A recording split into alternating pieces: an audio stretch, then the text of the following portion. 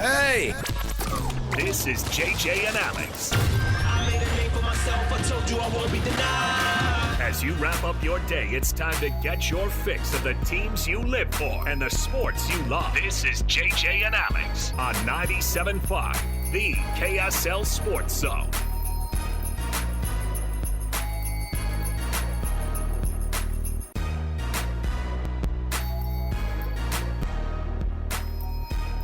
What's going on, everybody? Welcome on in.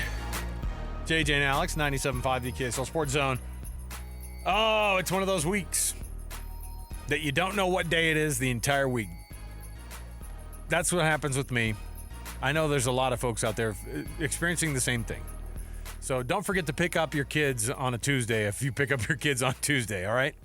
Whatever it is. It's Tuesday today, y'all. Sounds like you made that mistake before. What I do is I definitely... Yeah, Tuesday is when you have you like the day off. Appreciate you. But it does screw some things up, and it takes me a minute. I'm not that smart, so it takes me a while. JJ, how's your weekend, dude? Look at these. I think Sweden has the top shelf tier S jerseys always. They got those 3 crowns in the navy blue and the yellow. Their yellow jersey's the classic one. Agree to disagree. Well, I mean, it's better than Latvia's, right? Ooh. Well, yeah. Yeah. That's a mess. It's tough to work with. It's tough to work with the Latvian colors. You know, now, of course, I'm obviously biased towards the USA uniforms, yeah, but Canada's got it going on when it comes to uniforms. Oh, the black. Sharp. They have that black one. Do they use that? I think so. I hope they do. All right. Welcome to the program. Welcome to your Tuesday. We've got lots going on. Napolis, you have a good weekend, dude? Everything all right? Yeah, he's good. I think today's a Jazz Ticket Tuesday. Am I wrong? Okay. So be aware of that all day long. We're going to be doing some tickets to Utah Jazz.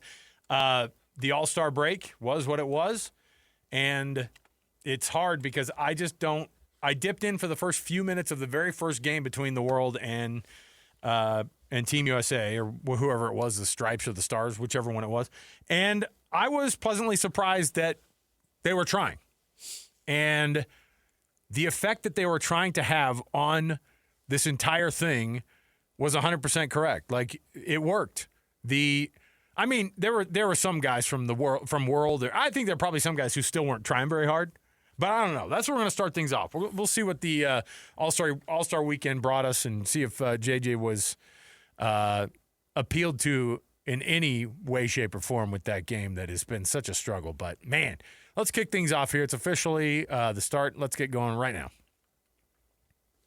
It's time for the biggest story of the day. This is what made the cut with JJ and Alex on 97.5, the KSL Sports Zone. All right, so here's the deal. The commissioner of the NBA, Adam Silver, he's up against it. You know, this has been he inherited some of this from David Stern, obviously, because the All-Star game, the death of the All-Star game that has felt like it's been dead for quite some time, it's not as dead as the Pro Bowl. They can always hang their hat on that, JJ. That's for sure. There's worse All-Star formats out there than what the NBA has. Yes, so they can at least hang their hat on that. Hey, we aren't the worst All-Star game. So they did the international thing. And a lot of it was based on the fact that they saw the Four Nations tournament last year, and they saw, but you can't bottle up what the intensity of the NHL is and the attitudes that they have, which is they don't go out and go halfway in anything. These hockey players don't.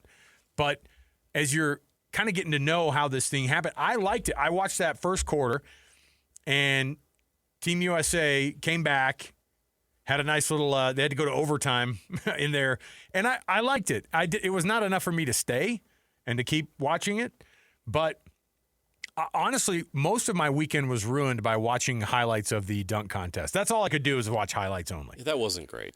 The most viral clip from your dunk contest is a player hitting his head on the backboard. Probably not a good run. Falling on his butt. Yeah. And one of the dunks, just the guy went down the lane and just put it down with one hand. Jackson Hayes, who's had some incredible in-game dunks, and that's the best he could bring. I don't get the draw anymore of any of this. There's just a lack of creativity. So Mac McClung was better because of his size and his he had an incredible dunking ability, so it brought a little bit of juice to it, but not enough for people to be like, oh, it's back. The dunk contest is back. Yeah, no, it's not. When's the last time? Like Blake Griffin did. Dunking on a Kia? Aaron Gordon versus Zach LaVine was the last great dunk contest era we had. And that was spectacular. And to have two guys that were essentially dunk contest rivals made it even better. Aaron Gordon absolutely got screwed in 2020. I was there for that in person in Chicago. He was incredible. He should have won that dunk contest, and he should have won the other one too. But that's what the NBA needs in a dunk contest. A, you need elite players participating, and B, you need creativity and style and flair to get people to be like, ooh and ah. We've all seen. I mean, how many more things can you do about a dunk? I mean, Blake Griffin had to jump over a car. You know what I mean? Like, there's so many things that have already been done. Like, what's left to do? Right, or you get gimmicky and just sign a guy to a two-way contract for just being able to have him dunk during the game.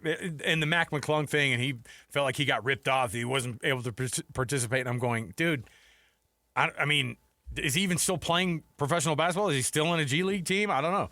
Reality is that when I watched it, I saw only the clips because I was like, there's no way. It's not appointment viewing. You're not going to tune in because you have to. Same thing with the All-Star game. I just watched a lot of the highlights and saw the way that it went down, and I was okay with it. It was a good start. It was an improvement for sure, and the format gave it a little bit of life. What people wanted to see was competitiveness, and that was back. Yeah, yes. People were trying, and I was all about it. So, but that's not the worst thing that Adam Silver had to kind of start to think about over the weekend, right? He wishes the All-Star weekend was his only problem. Instead, he knew that he was going to have to sit in front of the media and field questions about all sorts of things, including the tank situation, including the possibility of, I don't know, changing the draft. That's where we've gotten. Getting rid of the draft altogether was thrown out. It's crazy. It's crazy. So here is Adam Silver. I think that for context, you'll be able to hear kind of the whole thing so you understand where he stands. But at the end of it, I don't know if I knew what his attitude really was about it. So here's Adam Silver, commissioner of the NBA, talking about tanking during his press conference. As you know, what media and fans call tanking has been a part of this league's culture here for some time, and you've been asked about it a lot. This week, the Jazz were fined $500,000. Indiana was fined $100,000. Kind of a few related questions to that. Why now, the fines for those teams specifically? And do you feel like tanking is worse this season than it has been in the past? And what are some of the solutions the league is discussing to ensure that when fans go to a game or they watch a game on TV that both teams are competing to win that night? So, Dan, I'll maybe answer it out of order a bit because several questions. You're right. I'll just use the colloquial tanking term. You know, yes, it's been part of this league for a long time. I mean, back in the 1960s, there was a coin flip. You know, at some point, I think it was in the 1980s, we moved to a lottery. That lottery has been changed, I think, roughly 5 times over the years to try to stay ahead of some of the behavior of our teams. The incentives are not necessarily matched here. I think that the tradition in sports where the worst performing team receives the first pick from their partners. When any economist comes and looks at our system, they always point out you have the incentives backwards there. That doesn't necessarily make sense. I think there was a more classical view of that in the old days where it was just sort of an understanding among partners about in terms of behavior. I think what we're seeing is modern analytics where it's so clear that the incentives are misaligned. I think when you, maybe to further answer your question, are we seeing behavior that is worse this year than we've seen in recent memory? Yes, is my view, and which was what led to those fines, and not just those fines, but to my statement that we're going to be looking more closely at the totality of all the circumstances this season in terms of teams' behavior, and very intentionally wanted teams to be on notice. And there is a bit of a note when you see it quality to this. I mean, we spend a lot of time at the league office going back and forth with teams on injury reports, on coaches' decisions. It's not a position necessarily want to be in, but I'd say also to address your question, it's not what the fans want at the end of the day, although my caveat is, and this is where teams are in a difficult place, many of you in this room have written, and understandably about our teams, that the worst place to be, for example, is to be a middle-of-the-road team, either be great or be bad, because then that will help you with the draft. And so in many cases, you have fans of those teams, maybe it's not what they want to pay for to see poor performance on the floor, but they're actually rooting for their teams in some cases to be bad, to improve their draft chances. So I think we're coming at it I'd say in two ways. One is, again, focusing on the here and now, the behavior we're seeing from our teams, and doing whatever we can to remind them of what their obligation is to the fans and to their partner teams. But number two, as I also said in that statement, the competition committee started earlier this year re-examining the whole approach to how the draft lottery works. And ultimately, any changes will require a vote of the Board of Governors, so it then will need to go in front of the board. But there have been lots of different ideas out there over the years, not just necessarily changing the draft lottery odds yet once again, but looking at whether there's a better system here to try to align incentives. I think the point about this year, when you look at totality of the circumstances, I mean, of course, I'm paying attention to what's happening, and the perception is you have a very deep draft class this year, a perception, who knows whether this will be the reality, that the next 2 years' draft classes aren't as good. There's no doubt that's affecting the behavior of our teams. But at the end of the day, I think there needs to I think all the teams need to step back, the ownership of those teams, and just as a reminder that we're all in this together, that we want to have fair competition, we want to have fair systems, and to keep an eye on the fans, most importantly, and their expectation that we're going to be putting the best product forward. Got all that? Like, I think he was in a corn maze and ended up at the very start again. And it's like, yeah, there are things that we've been looking at. And we looked at stuff, too. We looked at things, we looked at stuff. And then when he throws out the possibility, and this is what I wanted to ask you about. What system, if you get rid of the NBA draft, what system are we talking about? It would just be free agency. So all these college players or European players could just sign with whoever they chose to sign with. And the Utah Jazz and the fill in the blank of a team the Sacramento Kings, who are, I read some article this week, they called them legends, the legends of tank. Like, I was like, that's Tanking not a good veterans. Yeah, they're really good at it. But those places that it might be harder to draw people to, not necessarily San Francisco or the Sacramento's one of those, but it's a franchise that I don't think people would prefer to go to. But what is it? It's teams like Utah, maybe teams like Memphis, maybe teams like Milwaukee after Giannis walks. I don't know. We all know who those teams are perceptually, right? The Jazz will never win. A third that. of the league would never be able to sign any players. Right. Nobody want to play with you except for the overlooked, and it would feel like college football, honestly. Yeah. Pre-NIL college football, right? The top 4 or 5 teams in the country get all the best players, and everybody else has got to figure out how to develop talent. I just don't know. I don't know what I have no idea. I mean, it's similar, obviously kind of like a soccer academy model, except for the academy is college basketball, but they're not your guys. You're not bringing them up in your academy. You're hoping to sign them when they're done with the academy. It doesn't work. If we go to an EPL model, would that work? Start growing them up early, and they go to the Lakers would just they'd just be able to get whoever they wanted because these young players want to go play for the Lakers. They'd want to play with so and so, and it'd be tough. University of Lakers. That's their new school that they go to. A draft exists for a reason, and B, the lottery exists for a reason. Yeah, to be able to spread the talent across the league, right? I don't know what the answer is. I'm not saying that we have an answer. It's not perfect. The problem is, and Napolis and I were talking about this before the show, is like they can't undo it. Like it's never going to get better. You can't just say, well, the drafts, we think now that we've threatened the fines and things like that, it's not going to get better. And the reality is, and I know that people already felt this way when we heard that the fine had popped up. And by the time it was Friday and we were talking about it, and we were kind of full steam ahead talking about that $500,000 fine for Ryan Smith, and then he fired it up, of course, with the with his comments on Twitter. And he's an owner. Like, he absolutely has the right to say this kind of stuff and be concerned about it, because this is the system that's been presented to them. And you can't just say, well, it's going to get better. We're going to make it better. Unless you remove it totally? Is that an option? The answer is no, because you would see markets that just would absolutely be punished for being in a small market. There would be competitive imbalance like we've never seen before. And I get it. And they go, well, the salary cap keeps them from going too crazy. It's not Major League Baseball. But Major League Baseball has, 12 rounds of the draft or whatever it is, They develop and they develop the heck out of players, right, for a long time.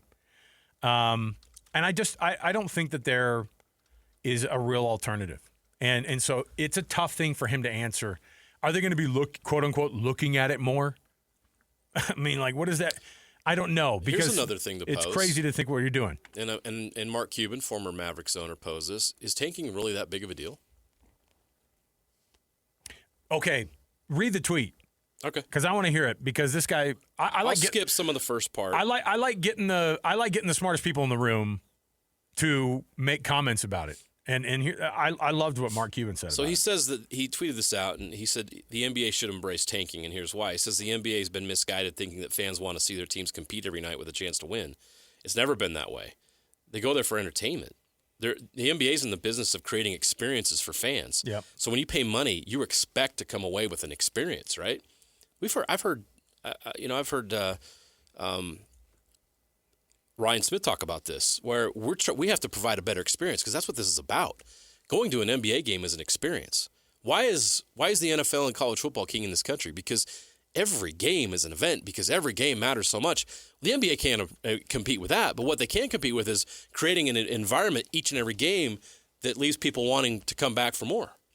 And that's what really people want when they go pay that money. Whether you're taking your family or your son or your daughter to a big game, or you're on a date, you want an experience, and that's what makes it great, So fans know their team can't win every game. They know only one team can win a ring. What fans care about their team's record is they want is hope that they'll get better and have a chance to compete for the playoffs and then maybe a ring. The one way to get closer to that is via the draft and trades and cap room.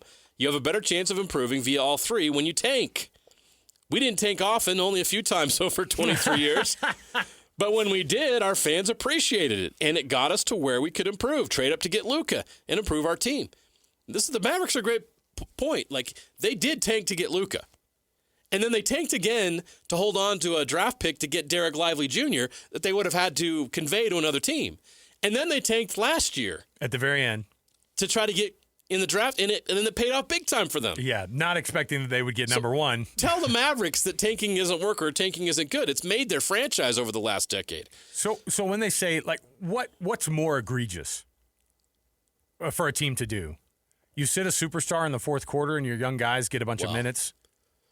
What did I tell you last hard. week was the real reason why the commissioner is upset, and he's finding the Jazz specifically. Yeah, the almighty dollar has about swooped in. Gambling. Yeah. And that came out today, and the commissioner didn't want to address that directly, but it came out today that their league's gambling partners, one of the wise guys called up, very upset and put a lot of pressure on the commissioner to do something about the situation specifically with the Jazz, where those players were on the injury report as available and playing, and then they pull them out mid-game. That affects in-game betting and over-unders and things like that with players specifically. There's a lot of things, people that gamble know what I'm talking about. It impacts gamblers quite a lot, and the companies are not happy about it. And so, the NBA is in bed with some of these partners, and it's business. It's gotten to be much more of a mess. Obviously, the gambling is just like when the NBA had to count out of China, because they are in business big time with China. Yeah. So they weren't going to worry about anything other than making sure China was happy. Same thing with the gambling companies. So the Jazz got fined $500K because they ticked off their gambling partners. Did you see also, speaking of bettors, I just saw this. I think it was Louisville's I couldn't remember if it was the basketball coach or the football coach, but a angry bettor who threatened to kill him. Oh my gosh! Over the $80,000 he lost over Louisville losing a game. Oh man! So that guy, guess what? He got himself a guilty verdict, and he's going to go away for a minute. You know what I mean? Like, as he should. And we've seen people get upset about how the bets have gone over the years. We know that that's the case. We know that that's the thing.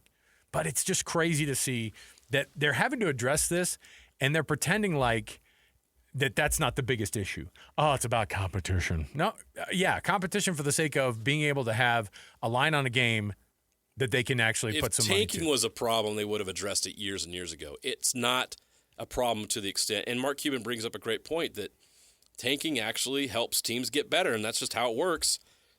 He finished by saying, you know who cares the least about tanking? A parent who can't afford to bring their 3 kids to a game and buy their kids a jersey of their favorite player.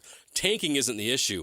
Affordability and quality of game presentation are, and he's exactly right. And he helped that system too. Like, he was trying to turn a profit. You don't just do. Sure. He was a huge fan, but he's a businessman first. He benefited from that, but yeah, it came at a cost. You lost a lot of fans. And I know there's a lot of people here in Utah listening right now who stopped supporting and following the Jazz because they got priced out of it. What's crazy to me is that it's not just the NBA. I think ticketing across all sports has just gotten so bad. Yeah. There's no version of it.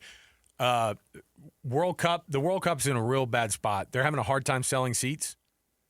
They're going to have some empty stadiums.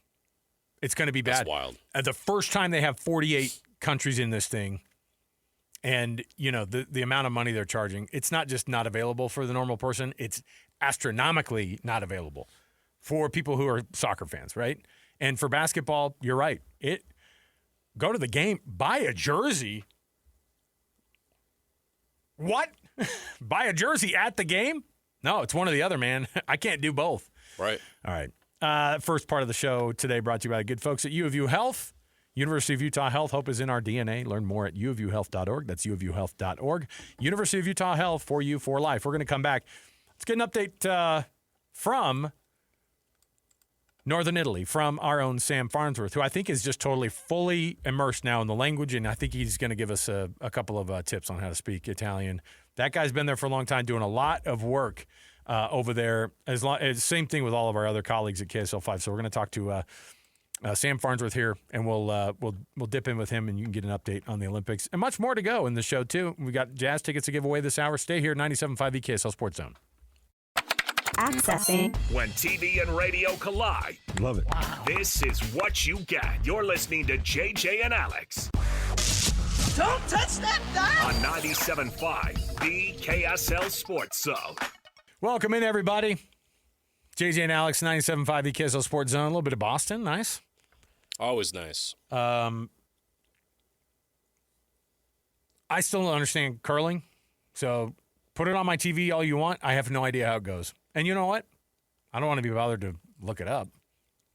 I'm like, is that a bullseye? And they're like, that's not how that works. I'm like, what? Okay.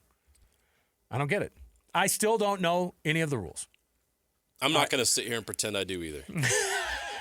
I did watch a cool thing about those granite stones, though. $1,000 a piece. And That's expensive. Yeah, they can only come from one quarry in Scotland. They have to be cut out of the same stone? Yep. Wow. And it reminded me a little bit of that dude in New Jersey who's got the corner of the market on mud for baseball teams and now football teams. I've had to buy some of that. I use it for footballs. So it's a secret location, and he's the only one who knows where it is. And he has all the football teams now. All the NFL is his clients now because they rub down the footballs. So you're doing it for footballs. Yes. Yeah. When they weather them, that's what you get. So, all right. Joining us on the program right now, he knows all the rules to curling. Sam Farnsworth, KSL 5 Television, on the horn here with us. Sam, have you just been totally, absolutely energy just sucked out of you out of all of this? I mean, there's so much going on, and you're having to live this double life of living in Italy for a couple of weeks and having to live in Utah at the same time on TV. How is everything holding up for you, man? It's holding. It's holding pattern. I've got a week left, and I can see the light at the end of the tunnel now. I mean, look, I'm not trying to make it sound like it's terrible, because I do enjoy the work that I'm doing, but you nailed it. It is tiring, and it starts to add up a little bit after a while. I've been in your shoes. It's people don't understand unless they've lived it. But what I can say is we appreciate all the work you're doing over there and the coverage you're providing. A once in a lifetime event. What's been your favorite part of it so far? What have you enjoyed the most? With still a few days left, but what are you going to take away from it? It's always fun to see people win, right? And in the Olympics, winning is any of those three medals, right? You can finish second or third, and it's still like a great win. And to see the emotion and the pure raw joy that these athletes feel and experience by getting a medal, it's outstanding. And I think for me, still some of those favorite moments, the moments that are just burned into my memory that I probably won't forget, are seeing these athletes celebrate it with their families, and some of the emotion that their families have shown watching their child win a medal. And it's such a big deal at these games because 4 years ago, the last Winter Games, of course, were the COVID locked down games in China, where no family, no friends, no one was able to attend with them except for their teammates and coaches, right? So this time around, it's been really cool to see a lot of that.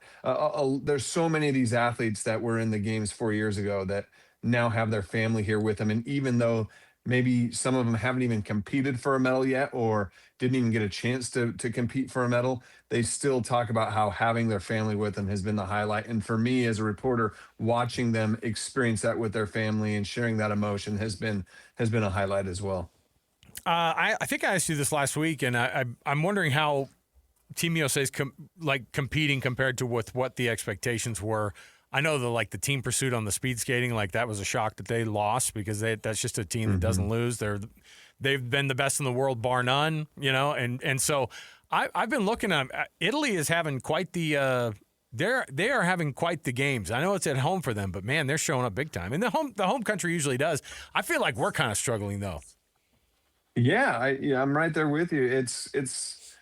I think home country advantage is a real thing when it comes to the Olympics, and it's not necessarily that there's that many more, people in the crowd cheering for them, but it's just that sense of pride and that knowledge, knowing that they're doing it right in front of their home country. And everyone in Italy is watching, right? It may be in the normal Winter Games, not everyone's watching, but because it's on their home turf, everyone is watching. And so, I think that's elevated their performance and obviously the results as they've competed here in the Winter Games. Just, a lot of unexpected medals from the Italian team. But at the same time, you mentioned, the speed skating for the United States, and it's not just that team event that you were talking about, but it's been kind of across the board in speed skating. We've had several athletes that I thought for sure were going to go home with medals in speed skating. Casey Dawson being one of them, Aaron Jackson being one of them. So many of these athletes have not finished even on the podium, and we thought they were going to win some gold medals. And so, I think the United States has maybe underperformed a bit at these Olympic Games. We'll see what this last week holds for them, if they're able to maybe raise the bar a bit and kind of redeem themselves a little bit. But they have definitely underperformed. I think we're watching hockey with a different eye in this Olympics because of the Mammoth coming to town and all the excitement around that, and now knowing some of these guys personally and following them here. How cool was it to see Clayton Keller get a shot? He had to wait a bit, but you had a chance to talk to him after getting a chance to play for Team USA. What was that like for him? Yeah, that was awesome. That was so cool. And he was all smiles. Clayton, he's a very business guy, right? Business as usual guy. And you guys know you've seen him, you've interviewed him. And, when you talk to Clayton Keller, sometimes it's hard to read, is he not liking the questions I'm asking, or is he, it's kind of hard to tell sometimes where he's at when you're having an interview with him. So you just have to ask questions and let it kind of go as it is. But after that game against Germany on Sunday, when Clayton played on the ice, when he came around to where I was in the mix zone, and I just said, man, how did it feel? And as I was saying the question, as the question was coming out of my mouth, the smile was on his face, and it was just cool to see because you could tell how much it meant to him to be able to play in a game at the Olympics as a representative of the United States, and not just play. He played well, right? He only played about 10 minutes over 13 shifts as a part of the third line. But that's kind of what everyone in that category here at these games has been playing, in that 10, 8 to 12 minute range on the ice. And so he got the amount of time that his replacement would have had, and he played well. And he knew it. His teammates knew it. I talked to Dylan Larkin after the game too. Dylan Larkin was one of the guys on the line with him. And I just said, hey, what kind of a teammate is Clayton Keller? And he was basically just like, man, that guy is good. And he didn't know how good he is because he's never played with him before, really. He's like, that guy's good. And he's like, and he even admitted that Clayton set me up a couple times, especially once in the first period. I wasn't ready for it. I didn't have my stick down. It was a perfect pass. And he's like, and now I know his game. Now I know what to expect. When you're on the ice with Clayton Keller, you got to be ready for anything.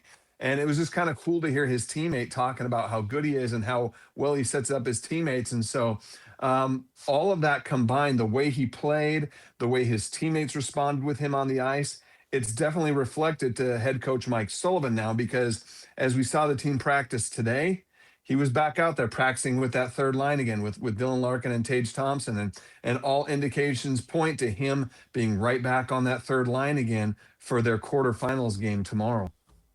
That's what I was going to say is that we just watched the end of the Sweden game, and Sweden is a tough team, and like to be a 7 seed for them, I was like, oh, that's actually a really good 7 crazy. seed. It seems wild because I think that they just had a rough go in group play, and I'm not sure how this one's going to shake out, except for, obviously Team USA is going to be a favorite on this one, but what's the reality of being able to see the U.S. and Canada together playing in that gold medal game? Certainly we have it on the women's side already, which we've totally anticipated.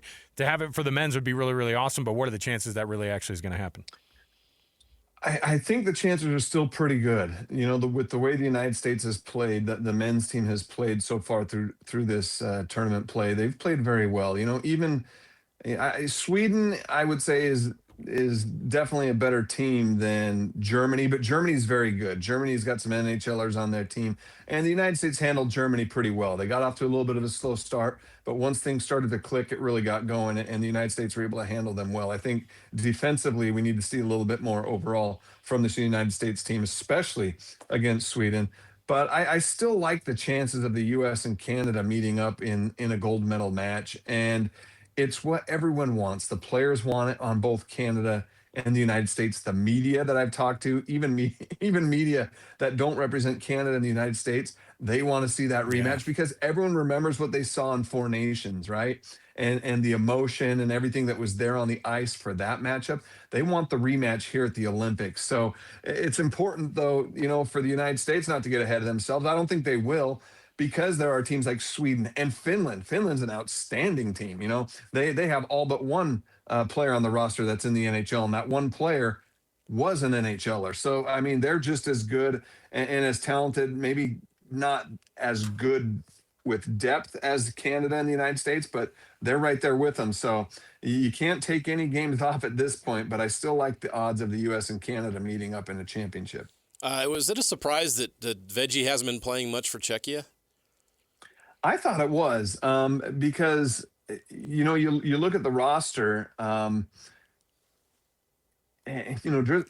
Driscoll, right? Yeah, he's a good goalie. He's their number one goalie. The other guy who I can't remember right now, his name escapes me, but he's kind of bounced around the NHL a little bit, and he's ahead of Veggie on this roster, and it makes me wonder. And because Veggie hasn't been playing, I haven't been able to have a chance to talk to him yet because he's not required to go through the mix zones, right? Yeah. And so, because I'd be curious to know exactly, what he's being told, why he's being held back. I'm wondering, this is just me, this is just my theory. I'm wondering if there's a little bit of him saying, hey, I need a little bit of a break, if you don't need me, give me a break. Just because the Mammoth relies so heavily on him, right? Now we're gonna have He to all leads the start league asking in wins, or he's We're all gonna have to start asking the injury questions, Sam. Like, oh, what's going on with Veggie? Like, that's right. That's where my mind went. But obviously they disclose that stuff if it really happened. Yeah, and you know what? He's helped, and he's excited to be here. He was here early. Not a lot of the NHL guys got here early. Veggie was here early enough to march in the opening ceremonies with this country, and he's definitely excited to be here. When I talked to him about a week before I left, so maybe 2.5 weeks before they left, and he was excited, pumped to be here. But I agree. To me, it's a bit of a surprise and a little bit of a shock and confusion as to why he hasn't played yet. But he hasn't. His team keeps winning, and if they get a medal, he'll still go home with it, whether he plays or not. Sam Farnsworth, KSL 5 Television. You can catch him with all the energy that somebody can muster to get on TV. Sam's got it. He'll say he's a little bit tired. It won't look like it when he's on TV. So we appreciate all your coverage, Sam, and all you've been doing for us, and we'll chat with you again. I think we dip in again on Thursday. So have fun out there, Perfect. and we'll dip in then, man. All right. Thanks, guys. Good to see you. There you go. Thanks, Sam. Yeah, he did see us Yes, he did. on the live stream. Okay. And you can see him too. Go to YouTube. Go to the YouTube. Go to KSL Sports YouTube channel. It's fun. It's a good time. See what we're wearing every day. It's just Is that what your family does when you get home? You can't wait to get home and watch that stream? Well, no, they're doing it right now. Your family's excited Yeah, to yeah. watch No, you. they're all sitting around the TV right They get now. home from school and they can't wait to watch your show. When's Dad gonna say something stupid? All the time. There you go. All right, we'll take a break. We'll come back. Hey, you know what though? Let's fire up that sounder, man. Now let's get it going. We got a Jazz Ticket Tuesday, and we're gonna get some tickets to you out there. We're gonna reward you for hanging out with us. So let's go ahead and do it with a Jazz Ticket Tuesday. It's Jazz Ticket Tuesday, and your chance to win tickets is right now. Call this number now. Call this number now. Be caller number 12 at 801-575-ZONE. 801-575-ZONE. And you'll be on your way to Delta Center to see the Utah Jazz. He fires the three. He hits. Oh, don't do me like that. This is 97.5, the KSL Sports Zone. All right, you heard the man. Call number 12, 801-575-ZONE. That's 801-575-ZONE. Get a pair of tickets to see the Jazz and the Pelicans coming up next week at the Delta Center. So, all right, we'll take a break. We'll come back. More to go. We're going to sneak in. We're going to sneak in some a lot of different things here because we have a lot of people who, I want to kind of do a sucks to be you because I feel like there is, we didn't get the full weekend experience. JJ, you know what I mean? There was a lot of people it sucked to be this weekend. Yeah. All right, we'll do that. We'll come back. More to go. 97.5 KSL Sports Zone. Your home for the best coverage of the Jazz, Utes, and Cougars is right here on the Zone. This is JJ and Alex on 97.5, the KSL Sports Zone. All right, everybody, welcome back. JJ and Alex, 97.5 KSL Sports Zone. I got my signals crossed here. We're not telling you all the people that it sucks to be yet. We're going to go in a more positive direction. Until next hour, we'll go We're going to make you wait. We're going to go full negative next hour. But right now, the positives and the people who won the weekend here for us on a Weekend Warriors. It was a long weekend, and there was a lot going on. So I'll throw one out there. How about Iowa State getting a win against number 2 Arizona? Iowa State looks like it might be. Houston? Sorry. That was a battle. It was a great game. So what's wild to me is watching how crazy the Big 12 is. Mm-hmm. And if you're a BYU fan, certainly if you're a Utah fan, there's a lot more work to be done than you think, right? I mean, BYU got the worst news ever, obviously, over the weekend. And not having Richie Saunders, and we're going to talk to Jonathan Tavernari coming up here in a minute. JT's going to – what has he been saying? Every week, it's like, if one of those guys isn't on, and it's not just that he's not on, his career is over at BYU. Yep. It's crazy to think, and it's an awful way to do it. Devastating news. And so that's a bummer, but man, Iowa State's really dang good. Yeah, they are. And Iowa State, Houston, Arizona, and I'll throw Texas Tech in there. All 4 of those teams could win a national championship. Yeah. And it's pretty bonkers. You've got one from the All-Star game. Who was your guy? Of course, Arizona. Anthony Edwards. And Edwards took advantage of the opportunity, and he was the star of stars. And I'm a big fan of his game. You can have your opinions about him personally, whatever. But there's a lot of Jordan to his game. And I love watching him compete and play. His explosiveness, his ability to get shots. And of all the stars, he stood out and won the All-Star Game MVP. So, Ann Edwards for me, the star of stars this weekend was outstanding. He was the real dunk contest winner. For sure. Anytime he elevates, I'm like, there's some guys that are at a different level, and he is. Speaking of being literally on a different level, Victor Wembanyama may have single-handedly changed the attitudes of everybody who came out on the court. He was fired up, comes out for the world. He scored their first 10 points or something, or first 7 points. He was playing hard and competing, and I think it rubbed off on everybody else. I think it was a little bit of an awakening among the All-Stars. We're going to go here. You're not we're going to really play here. All right. Did you just block my shot? This is an All-Star game. Yeah. Hold on. I like it. Redo. I call it redo. Foul. Give it back. All right. And then this is probably my favorite Olympic story so far. Alana Myers-Taylor. Now, prior to this Olympics, this is her 5th Olympics. She's 41 years old. Competes in monobob and the two-woman bobsledding event as well. And she, over her career, has won 2 bronze. So she won medals in Vancouver, a bronze in Vancouver, a silver in Sochi, a silver in Pyongyang, a silver in Beijing. And this is her 5th Olympics. That's crazy. And she pulled it off, got the gold medal, and she was able to stand on that podium. And it was so cool to watch. And I think we got the bronze in that. I say we, like all the effort I put in. Yeah. I was able to convert that into years bronze. of training on our part. Yeah, and it was cool to see her, they play the national anthem and everything. And Her husband and kid are there. Yes, you can't help but get a little bit going, man, 20 years in the making, and she got that gold medal. That's awesome. So she has a million world championships. But then when you're able to turn it around and get this done, that's why I hope that Michaela Schifrin can snag a gold medal in slalom. I don't know if she's got it mentally. There's something there. There's too many other great young skiers. It's like she's the best in the world at this event, and she's been the best forever. It's tough when somebody's been great for so long has to admit that their time is over. Yeah, that's crazy. All right, there's your weekend of winners right there. The Warriors from the weekend. We're going to take a break. We'll come back. Oh, it's a Win Ticket Wednesday coming up tomorrow. Want to remind you, if you're listening all day tomorrow, you'll be able to get yourself some tickets and tune in all day long to be able to win these tickets to Post Malone, Jelly Roll, Carter Faith, all at Rice-Eccles Stadium coming July 28th. That is a massive ticket for you right there. So listen all day tomorrow or go to livenation.com. Is that a Jelly Roll joke? Oh, how dare you. We don't attack our own. JJ, I don't attack my own. I will never call out a guy. I think you just did. For being a little hefty.